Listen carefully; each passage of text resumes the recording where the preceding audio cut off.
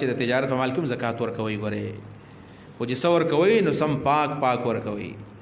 او دویم طیبات د زکات تجارت نه ورکوي او طیبات د ځمکې نه ورکوي ومما بعض اغنا اخرجنا چې موږ راستلې دي لکم تاسو لپاره من الارض د ځمکې نه مما اخرجنا بعض د هغه ټولو نه چې موږ راستلې تاسو لپاره د ځمکې نه دا دلیل د امام ابو حنیفه رحمه الله دی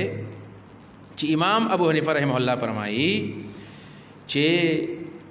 مما اخرجت الارض ففيه العشر د ځمکې نه سم راوځي په هغې کې عشر دلیل دی مما اخرجنا لكم من الارض دا عام حکم دی جمهور علما وایي نه په دې عام کې تخصیص شوی دی پارسه کې زکات نه دی پس شي کې دی حدیث کې راځي نبی علیہ الصلوۃ والسلام معاذ ابن جبل ابو موسی اشعری لګلو یمن ته نو څه ورته ویلو ولا تاخذ الصدقه الا من هذه الاربعه زکات بر سلورو سوزنون علی الشعير دور بشونه والحنطه د غنمونه والزبيب د وسکونه والتمر د کجورونه سلور سوزنه وتخودلیو وربشه غنم زبيب وسکه انګور او دارنګي کجورا دای ورته ویلو نو غوډه دی قایل دي احناف علماوی چې د دې سلور مطلب دانه دي صرف د دین ور کنور نه ور کوا عام قرباني دادی عام طور باندې هم دادی خلکو لم دقه کیږي اوس جوار کیږي بلې کې جوار نشتا بلې کې شولې نشته لري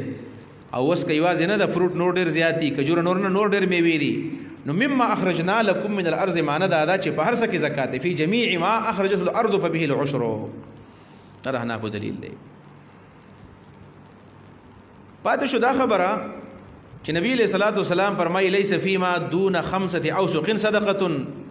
د 15 وسق نه کم زکات نشتا نو دا څه مسله ده آیا د 15 وسق نه چکله د پیداوار کمی زکات پکې ده کنيشتا یو وسق شپېته سواع ده 60 سواعا او یو سواع په دې موجوده ګرامونو باندې 200 ګرام ده 200 ګرام نو دا چې حساب ولګي د دینه جوړیږي 750 کیلوګرام 750 کیلوګرام چې د منونو په حساب ته جوړیږي 15 من 15 سواع یو سواع د شپېتو یو وسق د شپېتو سواع برابر دی نو شپېته سواع ضرب 5 300 سواع شو کنه او یو سواع بیا د 200 ګرام برابر دی نو په دغه حساب ته 750 کیلوګرام جوړیږي 750 کیلوګرام دا تاسو په ګرامونو کې ضرب ورکړئ یعنی چې 300 لبیا په 200 کې ضرب ورکړئ او دا غینه پس بیا کیلوګرام تر راوړو د قبتی جوړیږي 15 من دی جوړیږي دا حدیث مطلب ده د 15 من چې د چا غنم جوار اور بشي کمی زکات پکې نشته د قمانه جمهور کوي چې ارسوک به زکات نور کې د غنمونه چې د چا غنم 15 منو ته ورسېدل دا غینه به زکات ورکړي دغه مسله ده چې جمهور په نسبانه مولانا عبد القدوس حفظه الله تعالی زمونږ استاد مشکات من توایو دې حدیث لکه لرال ليس فيما دون 5 اوسق صدقه یو قصه وکوله چې دا مذهب د جمهور علماو دی د اهل حدیث هم دغه مذهب دی چې د 15 منو کم زکات نشته احناف یې یو من موشن له سمو به کې ورکه مولانا عبد القدوس ویل زمنګ یو ملګری مولانا سید حکیم ویل دا غنمو ویل دی نورستان ویل هغه مخکې زمنګ څه پنځپيري کې پنځپيري خو بیا اهل حدیث شي ورستو ویل هغه چې لاړو کلی ته ویل بیرته چراغ ویل ما ته ویل جرا په خپل کلی کې به دوه مسلې وکړلې په ټوله علاقه کې اوس مشهور یم زغټ مولایم ټول خلک زما مني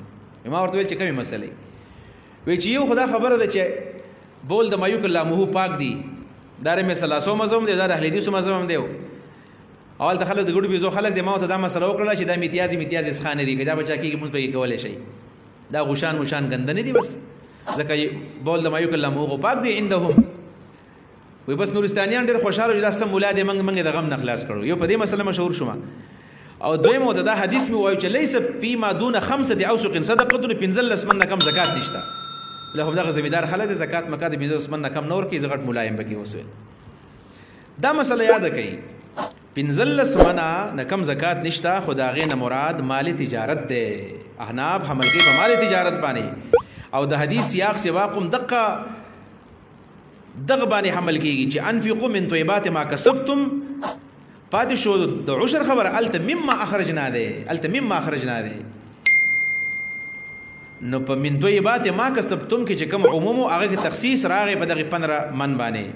البته کوم چې مما اخرجنا لكم من الارض دی نو پاغي کې دقه دا چې څومره زکات چاله وشي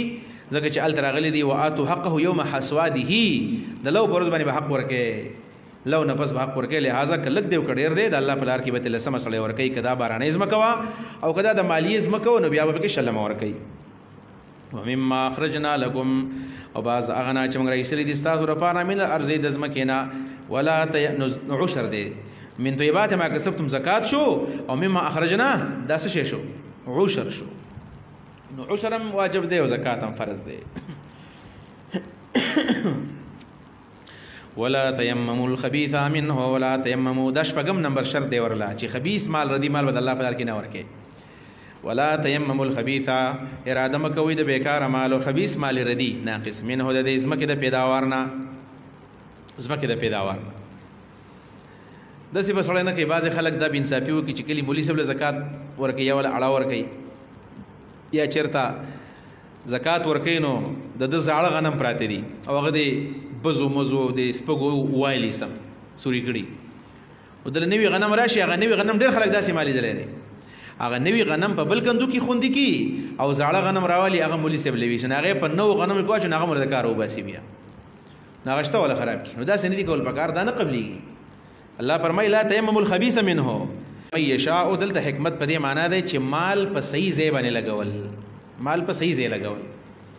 چې سړی ته پته ولګي چې مال خو دغه شرطونه ادا دي خدا په کم ځای کې لګول پکار دي دل ورکم کدل ورکم دا مناسبه کدا مناسبه خدا معنا هم حقیقت ډیره مناسبه ده چې حکمت هغه چاله الله تعالی ورکړي چې وی غواړي چې هغه مال په صحیح ځای باندې لګي او که مراد تلته علم شي او فقه شي نو بیا به رب داسي شي چې دنیادار چې عالمانو ته وایي چې تاسو دنیادار ته مه پسخېږئ چې د تمال میلاو شو زکاتونه ورکوي ته وایي چې زما سمال امام زکات ورکوي دا الله تعالی حکمت درکړې ده پوره دی که نه چې د قرآن و سنت علم دی او مال الله هر چاله ورکوي او علم الله هر چاله نه ورکوي نو دا ربط شو دغې مقصد شو وما انفقتم من نفقة هغه چې ورکوي تاسو څه ورکړه وما انفقتم هغه چې تاسو خرج کوئ من نفقة څه خرچه او نظرتم یا نظر منئ من نظر څه نظر یا نظر پوره کوئ فإن الله یقینا الله تعالی یعلمه پوهیږي په هغې باندې نو الله به بدله درکړي وما للظالمین نشته د ظالمانو دپاره من انصار څوک مددګارانو ان تبدو صدقات کتاسو په ښکاره باندې ورکوئ خیراتونه او صدقې او زکاتونه فنعما هي نو ښه کار دی دا ښکاره ورکول وان تخفوها کتاسو پټوئ دا صدقې او تؤتوها ورکوئ تاسو دا صدقې الفقراء غریبانو لره فهو خیر لکم دا ډېر زیات غوره دي ستاسو لپاره خیرو اسم تبذیل دی او نعمه فعل مدح دی د فعل مدح نه اسم تبذیل غوره وي لہذا پټ ورکول کې اجر ډېر زیات دی په نسبت د ښکاره ورکولو کې یو معنی دا ده خو معلومه دا شوله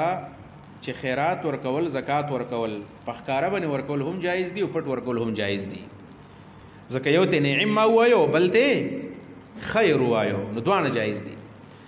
بعضې علماو دا فرق کړی دی چې فرضي صدقې به ښکاره سړی ورکوي چې بل ته پته ولګي او نفلي صدقې به سړی پټوي د دې دپاره چې حدیث کې راغلی دی حتی لا تعلم شماله ما تنفق یمینه رجل تصدق بصدقة فاخفاها حتی لا تعلم شماله ما تنفق یمینه چې صدقې به ورکوي پټې پټې دې دپاره چې ریاکاري پکې رانشي